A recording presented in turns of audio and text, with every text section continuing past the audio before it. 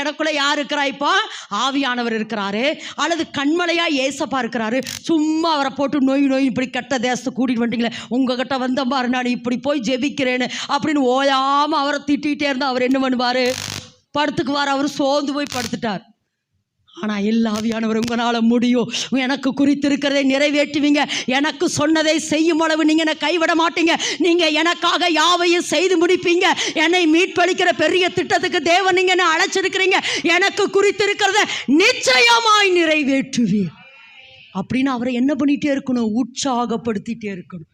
அதனால தான் என் நாமத்தை பிரஸ்தாபப்படுத்துகிற எந்த ஸ்தானத்திலும் உன்னிடத்தில் வந்து உன்னை நான் என்ன செய்வேன்? ஆசீர்வதிப்பேன்.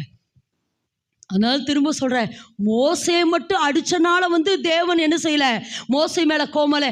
இஸ்ரவேல் ஜனங்கள் பேசின வார்த்தை முறுமுறுத்துட்டே இருக்கிறாங்க. எத்தனை